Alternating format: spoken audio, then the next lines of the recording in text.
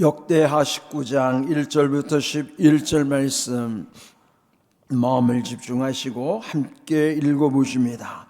유다 왕 여호사밧이 평안히 예루살렘에 돌아와서 그의 궁으로 들어가니라. 하나니 아들 선견자 예후가 나가서 여호사밧 왕을 맞아 이르되 왕이 악한 자를 돕고 여호와를 미워하는 자들을 사랑하는 것이 옳으니까 그러므로 여호와께로부터 진노하심이 왕에게 임하리이다.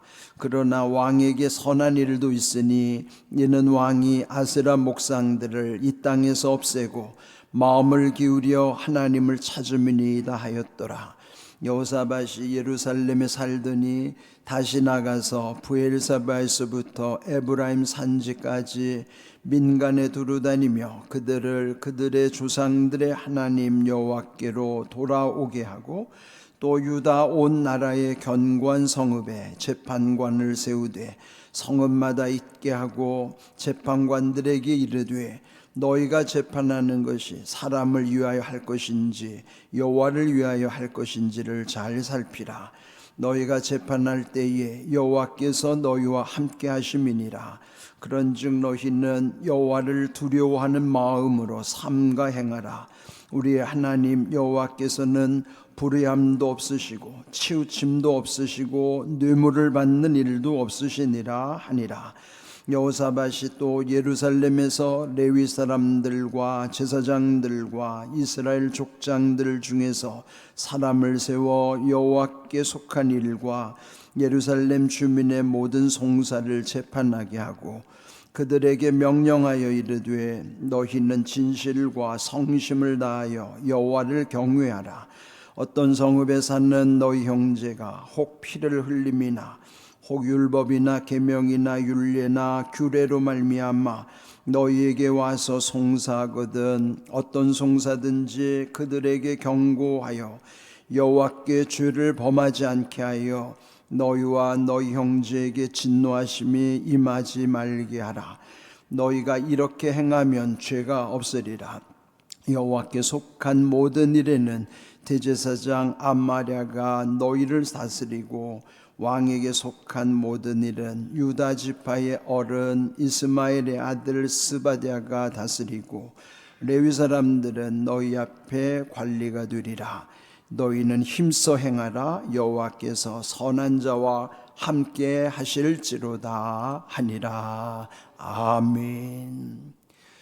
역대하 17장, 18장, 19장, 20장 이 4장에 걸쳐서는 남유다 네 번째 왕 여호사밧에 대한 기록이라고 말씀드렸어요. 지난 시간 28장에서는 이 여호사밧이 북왕국의 아합 왕을 찾아갔다가 뜻하지 않게 그 아람과의 전쟁에 휘말려서 죽다가 살아나서 이제 돌아오게 된 것이죠. 근데 이제 돌아오는 과정에서 오늘 1절을 보시면은 유다 왕 여호사밧이 평안히 예루살렘에 돌아와서 그의 궁으로 들어가니라. 아합과 이 여호사밧이 합세해서 길랏 라못 전투에 나갔지만은 결국 북왕국 아합은 거기에서 이제 죽게 되고 전사하죠. 여호사밧은 죽을 지경에서 하나님이 도우셔서 살아서 남왕국 유다로 내려온 것입니다. 그런데 여기 평안이 예루살렘으로 왔다 하는 것은 평안, 즉 우리 히브리어에서 많이 들었던 샬롬 하는 거죠. 그런데 그 샬롬 앞에는 반드시 여호와 샬롬이에요. 그 샬롬의 주체가 여호와라는 사실이죠. 그렇다면 여기서 여호사밧이 그 샬롬의 은혜를 힘입었다는 것은 전적으로 하나님이 도와주셨다는 것이고 또 하나님의 은혜임을 말씀하는 거예요. 샬롬은 우리가 원한다고 되는 게 아니라 하나님이 주셔야 하는 거예요. 그래서 여호와 샬롬, 오늘 우리에게도 그 평안이 여호와 샬롬이라는 사실을 또 늘 생각해야 하는 것입니다. 이때에 2절을 보시면 하나니 아들 선견자 예후가 나가서 여호사밧 왕을 맞아 이르되 왕이 악한 자를 돕고 여호와를 미워하는 자들을 사랑하는 것이 옳으니까 그러므로 여호와께로부터 진노하심이 왕에게 임하리이다. 여기에 예후 선지자가 이 여호사밧 왕을 맞으면서 하나님의 책망을 전하는 것입니다. 그 책망의 내용은 왕이 악한 자를 도왔다는 거예요. 그 악한 자가 누굽니까? 북왕국의 아합 왕이에요. 그 북왕국 아합 왕, 그 악한 자를 돕고 또 여호와를 미워하는 그 아합 왕을 사랑하는 것이 옳습니까? 하는 거예요. 근데 여기서도요, 우리가 하나님의 뜻을 잘 분별해야 됩니다. 늘 보면은 악한 자를 돕는 일, 또 여호와를 미워하는 자들을 사랑하는 것, 그는 옳지 않다는 것이죠. 오늘 우리도 물론 사람을 상대할 때에 뭐 처음부터 그 사람을 어떻게 알겠습니까마는, 그러나 그에 대해서 분별을 해야 되는 거예요. 그럴 때에 그가 정말 악한 사람이고 또 하나님을 대적하는 자라고 그러면 그와 교제하는 것. 그러니까 여기서 교제라는 것은 사귀는 거예요. 물론 뭐 직업상, 어떤 형편상 어떤 거래를 하는 거야, 그건 어쩔 수 없는 상황이겠죠. 거래라고 하는 것은 때로는 뭐 악한 사람에게도 뭔가 거래해야 할 뭐 물건을 판다든지 뭔가 내 직무상 거래상 만날 수밖에 없는 경우는 있겠지만, 근데 여기서 하나님 책망하는 것은 교제하는 거, 사귀는 거예요. 그래서 하나님을 미워하는, 하나님을 대적한 자들이라든지 그런 악한 자를 돕는다는 것, 그것은 옳지 않다는 것을 말씀하시고, 그러므로 이 여호사밧도 하나님께로부터 진노하심이 임한다. 그 하나님의 노여움을 이 선지자를 통해서 말씀하십니다. 그렇지만 3절에 그러나 왕에게 선한 일도 있으니 이는 왕이 아세라 목상들을 이 땅에서 없애고 마음을 기울여 하나님을 찾음이니이다. 여기서 그나마 여호사밧에 대한 긍휼이 있는 거예요. 우리가 사람을 대할 때 누구든지 아주 100% 악한 사람도 100% 착한 사람도 없어요. 물론 앞에서 이 아합처럼 근본적으로 악한 왕도 있지만, 그런데 이 여호사밧에게도 물론 하나님이 책망할 것이 있음에도 불구하고 그나마 긍휼을 베푸시는 까닭은 왕에게 선한 일도 있기 때문이라. 그 선한 일은 우리가 이미 앞서 17장에서 본 것처럼 이 여호사밧이 왕이 되면서 아세라 목상 산당들을 없앴던 것, 그러니까 우상 숭배를 척결했던 종교개혁을 단행한 그런 1차 종교개혁에서 있었던 일이죠. 그것을 하나님이 선하게 보신 거예요. 그렇다면은 우리가 일상에서 이렇게 하나님께 했던 지극히 작은 일도 하나님이 기억하시는 거예요. 우리 야고보서 2장 13절 말씀들을 제가 자주 강조하는 건데, 긍휼을 행하지 아니하는 자에게는 긍휼이 없는 심판이 있으리라. 긍휼은 심판을 이기고 자랑하느니라. 그러니까 긍휼, 즉 불쌍히 여기는 마음이에요. 그런데 그 불쌍히 여기는 마음이 하나님 마음인데, 긍휼 없는 사람은 심판 때도 하나님의 긍휼이 없는 심판을 하시겠다는 거예요. 두렵잖아요. 그런데 우리가 긍휼을 가질 때, 불쌍히 여기는 마음, 또 불쌍히 여겨줄 때에 여러분의 주변에, 그래서 여러분 사람을 불쌍히 여기는 사람이 나중에 심판을 이기는 거예요. 그는 아주 대단한, 여기서 지금 여호사밧이 하나님의 진노 가운데서도 그가 선한 일을 하나님이 긍휼히 여겨주신 것처럼 우리도 사람을 불쌍히 여기는 게 중요해요. 누구를 대하든지 불쌍히 여기는 그 마음과 믿음, 그 행함 속에서 나중에 우리가 하나님의 심판대 앞에 섰을 때에 그 긍휼이 심판을 이기게 할 뿐만 아니라 그게 마지막 자랑거리가 되어야 된다는 거예요. 여러분, 마지막 자랑거리는요, 바로 긍휼만이 남는 거예요. 제발 불쌍히 여기면서 삽시다. 예? 서로 불쌍히 여겨야 돼요. 예? 우리 안에 불쌍한 마음이 들면은 미움도 이길 수가 있고, 그러니까 여러분, 불쌍히 여기는 하나님의 마음이 얼마나 귀한지 몰라요. 제발 여러분 안에 그 미움이 부글부글 끓는 그 독소를 빼내려면 하나님의 마음, 긍휼함이 있어야만 그거 빠져나와요. 예? 여러분, 제발 긍휼한 마음을 구하시고요, 긍휼이 심판을 이긴다는 사실을 기억하시고, 긍휼이 마지막 자랑거리라는 사실을 기억하십시오. 말씀이 얼마나 귀한 건데요. 말씀 붙잡고 살아야 돼요. 야고보서 2장 13절 여러분 붙잡고 사셔야 돼요. 지금 이 여호사밧에게 하나님이 긍휼을 베푸신다는 사실, 그러면서 우상을 척결했던 것뿐만 아니라 마음을 기울여서 하나님을 찾았기 때문이라는 거예요. 우리도 마음을 기울여 하나님을 찾는 것이 살 길이에요. 우리가 악하면, 때로는 죄를 짓더라도, 때로는 넘어지는 상황이더라도 그때 우리의 마음을 기울여서 하나님을 찾으면 살 길이 생기는 거예요. 길이 열리는 겁니다. 여러분, 마음을 하나님께로 기울이시기를 바랍니다. 넘어져도 하나님 앞에서 넘어지란 말이에요. 예? 넘어져도 하나님 앞에서 넘어져야 살 길이 있다는 거예요. 마음을 기울여 여호와를 찾는 것이, 하나님을 찾는 것이 살아나는 길이란 말이에요.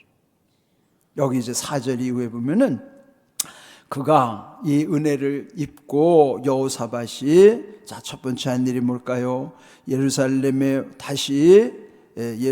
돌아와서 부엘세바에서부터 에브라임까지, 부엘세바는 남쪽 경계선이라면 에브라임은 남왕국 유다의 그 북쪽 이스라엘과 경계선인 거기에요. 그러니까 남유다 이 전역에 걸쳐서 자기가 통치하고 다스리는 그 남유다의 거기 민간을 두루 다니며 그들의 조상들의 하나님 여호와께로 돌아오게 했다. 그는 뭐예요?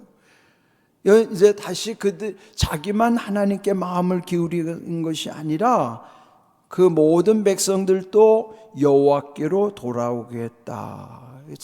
참 중요한 일을 한 거죠. 우리도 내가 하나님께 마음을 기울이는 것 다음으로는 내 주변에 있는 지인들이 여호와께로 돌아오게 하는 일에 관심을 가져야 되는 거예요. 이게 전도하는 일이죠. 기도하면서 이 귀한 일을 여호사밧이 한 것입니다. 뿐만 아니라 6절 이하에 보면은 재판관들에게 이르되 너희가 재판하는 것이 사람을 위하여 할 것인지 여호와를 위하여 할 것인지를 잘 살피라. 너희가 재판할 때 여호와께서 너희와 함께 하심이라. 사실 민간에 있어 제일 중요한 거는요, 억울한 일이 있을 때 재판을 받으면 공정한 재판이 이루어져야 된단 말이죠. 그래서 이 여호사밧 왕은 전국의 재판관들을 두면서 그들이 재판할 때 여호와께서 너희와 함께 하신다는 사실을 두려워하라는 거예요. 이 여호사밧의 이름의 뜻이 여호와께서 재판하신다, 판단하신다, 그런 뜻이라고 그랬죠. 여호와께서, 사밧 재판이라는 뜻이에요. 판단하신다. 그러니까 여호사밧 이름처럼 여호와께서 재판하신다, 그 이름처럼 재판관들에게 말하는 거예요. 그러면서 7절 그런즉 너희는 여호와를 두려워하는 마음으로 삼가 행하라. 삼가라는 조심해서 너희 직무를 감당하라. 그럴 때 여호와를 두려워하는 마음이 중요하다는 거예요. 오늘 제목으로 삼았어요. 여호와를 두려워하는 마음, 이걸 한마디로 말해서 경외라 하는 거예요. 하나님을 경외하는, 하나님을 두려워하는 마음, 그 경외로 하나님을 두려워하는 마음으로 삼가 행하라. 우리 하나님 여호와께서는 불의함도 없으시고 치우침도 없으시고 뇌물을 받는 일도 없으시니라. 그래서 하나님은 이 세 가지가 없다는 거예요. 불의가 뭐야? 죄가 없다시는 거죠. 불의는, 의가 없는 불의는 죄잖아요. 불의. 그 다음에 치우치지 없는 거예요. 그런데 불의한 재판관은요, 뇌물을 받고 치우치는 거예요. 그런데 여기 뇌물을 받는 일도 없다 그랬죠. 근데 요즘도 왜 사법부를 못 믿습니까? 재판을 왜 사람들이 신뢰하지 않아요?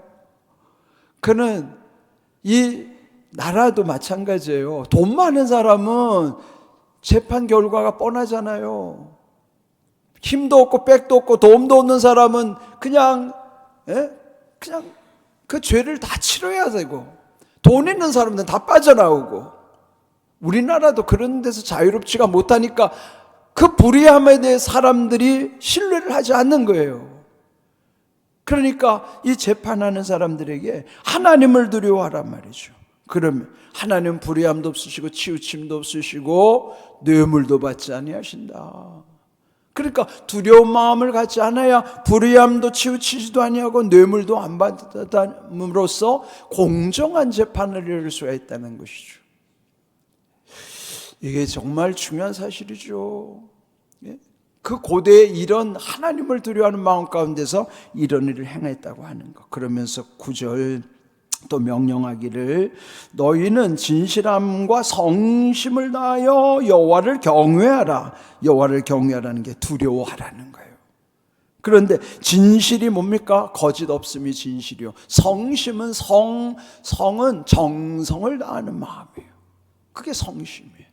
거짓 없음과 정성을 다하는 마음, 진실과 성심으로 하나님을 경외하라, 하나님을 두려워하라. 그러면서 10절에 보면은 그 재판의 결과로 인해서 어떤 그 형제가 피 흘림이나 율법 계명 율례로 말미암아 송사할 때에 경고하여 여호와께 죄를 범하지 않게 하여 너희 형제에게 진노하심이 임하지 말게 하라. 너희가 이렇게 행하면 죄가 없으리라.